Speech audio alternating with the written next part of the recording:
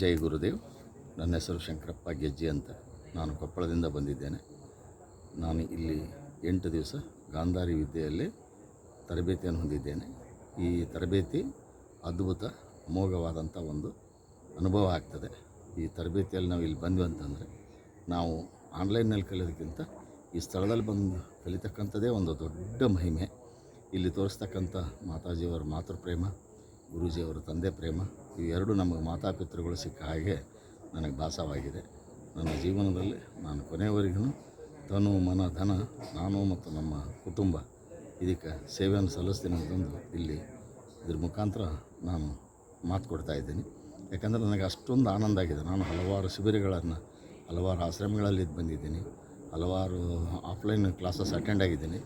ಇಲ್ಲಿ ಸಿಕ್ಕಿರ್ತಕ್ಕಂಥ ಅನುಭವ ನನ್ನ ಜೀವನದಲ್ಲೇ ಮರೆಯಲಾರದಂಥ ಒಂದು ಅನುಭವ. ಇಂಥ ಮಾತೃ ಹೃದಯ ಇರತಕ್ಕಂಥ ಆಶ್ರಮ ನನಗೆ ಮಟ್ಟಿಗೆ ಈ ಭೂಮಂಡಲದಲ್ಲಿ ಇದು ಒಂದೇ ಅಂತ ಅನಿಸುತ್ತೆ.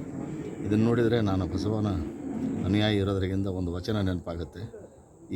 ಈ ಆಶ್ರಮದಲ್ಲಿ ಬಂದ್ವಿ ಅಂತಂದರೆ ಇವನಾರವ ಎಂದೆನಿಸದಿರಯ್ಯ, ಇವ ನಮ್ಮವ ಎಂದೆನಿಸಯ್ಯ, ಕೂಡಲ ಸಂಗಮ ದೇವ ನಿಮ್ಮ ಮಹಾಮನಿಯ ಮಗನೆಂದೆನಿಸಯ್ಯ ಅಂತಕ್ಕಂಥ ವಚನ ಇಂಥ ಆಶ್ರಮ ಇಂಥರ ಗುರುಗಳ ಸಲುವಾಗಿಯೇ ಅದು ರಚನೆ ಆಗಿದೆ ಅಂತ ನನ್ನ ವೈಯಕ್ತಿಕವಾದ ಅಭಿಪ್ರಾಯ. ಇಲ್ಲಿ ನಾವು ಏನೇ ಹೇಳಿದರೂ ನಮ್ಮ ಅನುಭವ ಇಲ್ಲಿ ಬಂದು ಅನುಭವಿಸಿದಾಗುತ್ತೆ. ಇನ್ನೊಂದು ಮುಖ್ಯವಾದ ಮಾತು, ಈಗಿನ ಪೀಳಿಗೆಗೆ ನಿಮ್ಮ ಮಕ್ಕಳು ಯಾರಾದರೂ ಇದ್ದರೆ ಇಲ್ಲಿ ಬಂದು ತರಬೇತಿ ಕೊಡಿಸಿದರೆ ಅದ್ಭುತವಾದಂಥ ಮಕ್ಕಳನ್ನು ನಾವು ಸಾಮಾಜಿಕವಾಗಿ ಕೊಡುಗೆ ಕೊಟ್ಟಂಗೆ ಆಗುತ್ತೆ. ಆ ಮಕ್ಕಳಲ್ಲಿ ಕೆಲವು ಪರಿವರ್ತನೆಗಳಾಗ್ತವೆ. ಅದರಿಂದ ಶಾಶ್ವತವಾದಂಥ ನಮ್ಮ ಹೆಸರು ಉಳಿತದೆ.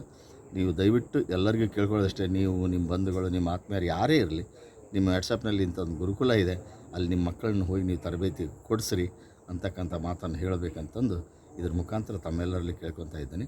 ಶರಣು ಶರಣಾರ್ಥಿ. ಜೈ ಗುರುದೇವ್.